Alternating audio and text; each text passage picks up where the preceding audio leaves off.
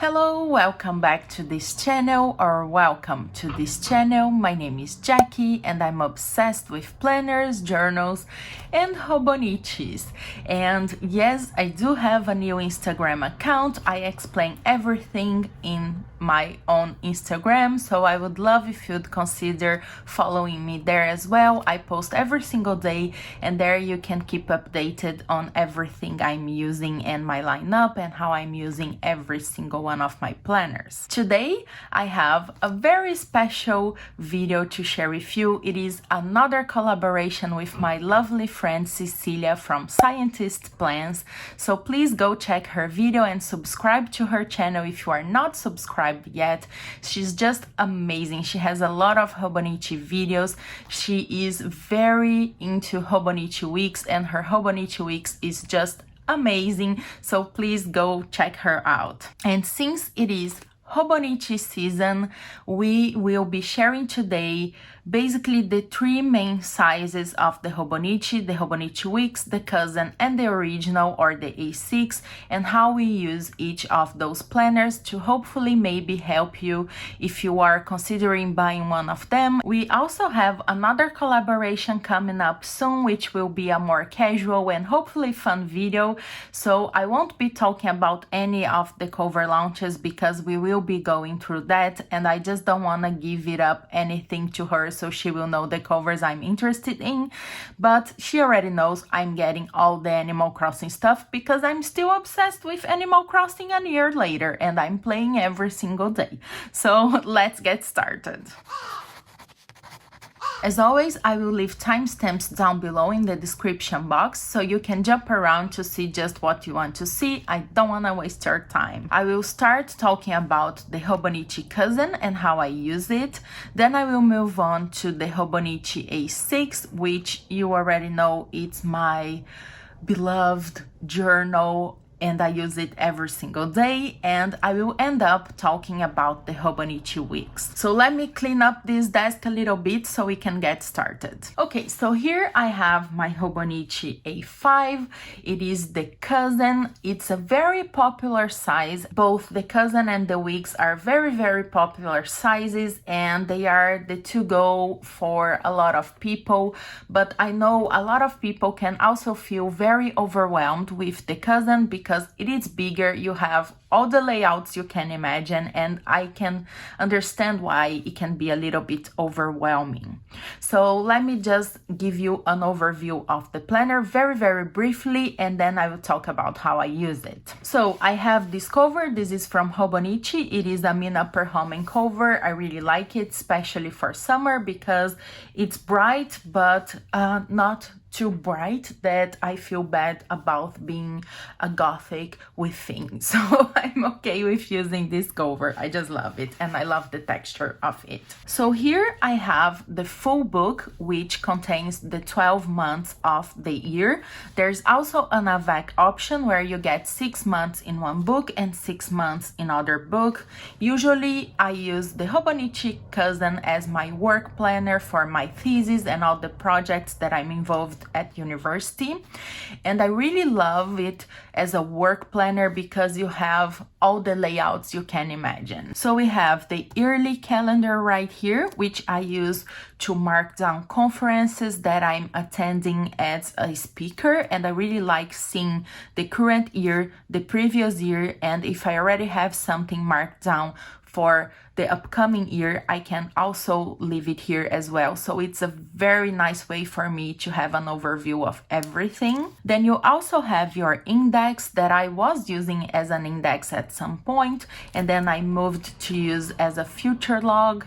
But I'm still not sure how I will be using these pages next year. Then you have your monthly calendar, and I just love this calendar so much. You have all your months at the beginning of the book right away all together, and I really love that because I'm a really visual person and I use these to kind of organize projects that I have coming up because it's very easy for me to see all the weeks and I can see the time that I have to complete a specific project. Then you have your weekly view, and When I first started using the Cousin, this was the layout I used the most, and I know that's true for a lot of people that loves the Cousin, but for some reason I became just a daily planner and I don't know, I'm struggling to use the weekly calendar, so that's why I keep going to the A6, but I have other videos talking about that, so I will leave them all down below in the description box if you want to know more about my dilemma between the A6 and the A5. But sometimes I like to use it to time block, especially when I feel like I'm overwhelmed or if I'm not being productive. I don't know, I just like using it this way. So here I was having a course, and I just wanted to kind of time block to see which topics we would be discussing. Finally, we have the daily pages, which are the pages I use the most. I just love having all this space because I don't feel like I have to write down the full page. Since this is not my journal, I don't feel obligated to write down and to fill all the space. I just mark down the most important tasks I want to get done that specific day, and then I just break them down, or I will add notes about something, or even if I'm in a meeting or whatever. And I follow the bullet journal basics, so I'm using the bullet journal system even if I'm not in a quote-unquote bullet journal per se. But I just love this size. I think it's perfect for work for me because I'm able to use the weekly view if I need to time block. I can have a future log or an index at the beginning of the book. I can see all my conferences in the calendar year, and I can use the monthly pages to just plan projects and visualize because of the structure of the monthly view. So I think if you are an academic or if you are a student, I think this would be a great option for you, especially if you have weekly schedules that maybe change sometimes, or if you are trying to get into a routine. It's really nice to see the weekly view, to kind of see the patterns. Sometimes I track even my sleep hours so I can see the patterns, really visual. I think this is a great planner if you are a visual person. And I also love the size of the A5 because sometimes I will just mind map in a page. So usually I can show you because it's very personal, because of course it has sensitive work information, but sometimes my mind is not working in list format. It's rare because I'm a list person, but sometimes it's not working in a list format. So I just open a page. Sometimes I will just shift the planner like this, and I will start mind mapping all the things that are in my mind that I need to do and organizing them before I can move on with my day. And that happens especially at the beginning of the month. Let's go to September because it will be empty. So sometimes I use this first page as like a monthly log, and usually it will be just a mind map because I like starting the month with just like brain dumping all the tasks, all the worries, everything that's on my mind, so I can have a clear view of what I need to do. But I can film another video just talking about that, or I'm already talking a lot about the Cousin, so we will have to move faster. So here are my A6 options, and I have quite a lot of different A6 planners, but the A6 is just perfect for me for my creative journal or art journal. I just love it. It's perfect. I've been using it since 2017. I tried using a Hobonichi Cousin as my creative journal last year. It didn't went well because I just felt overwhelmed by all that space, and I just love how chunky the Hobonichi A6 gets. So it's just perfect for me. It is my creative journaling. I also tried using it as a work planner, and I know Cecilia uses hers as a work planner. So if you want to see how to use the A6 for work, I'm sure she will mention that in her video. But for me, it's basically where I go to journal every single day and also be a little bit creative and visual with my feelings and with putting my feelings into to paper. So let me just show you the options that I have here. I have the Hobonichi A6 in the English version, which is called the Hobonichi Planner. I know a lot of people get confused because they think about all the Hobonichis as Hobonichi planners, but when Hobonichi says Hobonichi Planner, they are referring to the A6 English version of their agenda or book or planner. Then we have the Hobonichi Original, which is my love. It is the one that I love using as a journal, and it is in Japanese, and there are a lot of difference between those two planners. If you want, I can do a more detailed video just talking about the differences. And the original also comes in a full book as the cousin, or in the A6 version, which means that you have two books with the first 6 months of the year and the last 6 months of the year. As you can see, I tried using the A6 at the beginning of the year, but then I just moved back to the full book because I just love a chunky Hobonichi. I also have here to show you the Hobonichi 5-year techo, which is a 5-year techo where you have just the dates in 5 different years. My started this year and it will go up until 2025, and it is an experiment that I'm way behind, but I will catch up because I just love the idea of next year just see what I was doing that specific day a year before. So I have it in the A6 as well, but you can also get it in the A5 size that I don't have. Oh my god, I know this is a lot of information everywhere. Let me try to just share with you how I actually use them. So I'm going to move on the A6 version because I started at the beginning of the year and I use it up until March or April, I think, and then I just went back to the full book. Of course, I can't show you every single thing because this is the most personal journal that I own, because I will write here every single day. I don't write a lot. If I need to write more, I will go to a traveler's notebook, but I just, sometimes it's just one sentence, but it's just me, very real, and keeping it real with myself and my feelings. So it's very personal. I don't show this to anybody, but I can show you some pages that I need to get back and fill out. Sometimes I will just decorate ahead. Here I just have some washi tape. Sometimes I will do these collages and more collages, and I just love decorating beforehand because then at the end of the day I can come back here and just write down my feelings. Sometimes I'm more in the mood of keep journaling as the day is going, so if I receive happy mail, I will add a piece of that happy mail in here, and it will be more coherent with how my day is going in terms of a visual experience. Sometimes I just want to write and I just want decorations beforehand, so usually I decorate a couple of days ahead, so if I change my mind, it's okay, and I can just add stuff as I go throughout my day. And the thing I like about the Hobonichi Japanese version more than the English version or the planner is that, first of all, you have a different color for every single month. So you can kind of see here, it's getting chunky, but you can kind of see these are the different months. And the Hobonichi A6, it's basically the same as the cousin without the weekly pages. So you don't get any weekly pages in here in either of the 3 versions, but you have all the different days of the month, and each month is one color.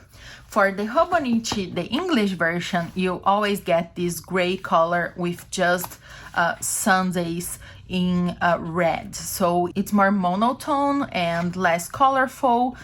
It's still nice. I still like this. Another main difference is that the grid size in the English version is bigger than in the Japanese version. So if you have a bigger handwriting, I think you will enjoy this very much. It's bigger than the cousin size as well, the grid. So it's a very noticeable difference for me. I believe the English version is 4 millimeters and the Japanese version is 3.5 maybe. It doesn't seem much, but when you are using the planner, I really notice the difference. So that's just something to keep in mind. Actually, I would love a cousin with this grid size as well. And of course, you have the quotes in English, whereas in the Japanese version, you have everything in Japanese. And in the A6, you have even less English than the cousin, because in the cousin you have, for example, the days of the week marked down in English as well, but in the A6, the Japanese version, there is no English. And I think that's probably because they do have an English version, and for the cousin you don't get an English version, just the same version. Okay, this is a lot of information. Again, I'm sorry if I'm bombarding you with Hobonichi information. This planner is just the perfect one for me, so I just want to share everything very briefly, but it's already becoming a very long video. Okay, so for the last size that I want to discuss today, we have the Hobonichi Weeks. So for now, I'm using two Hobonichi Weeks. We have this chunky one that started at the beginning of the year, or whereas November last year, because the Hobonichi Weeks start a little bit before all the other planners. And this one is the spring version that starts in April, or actually in March for the Hobonichi Weeks.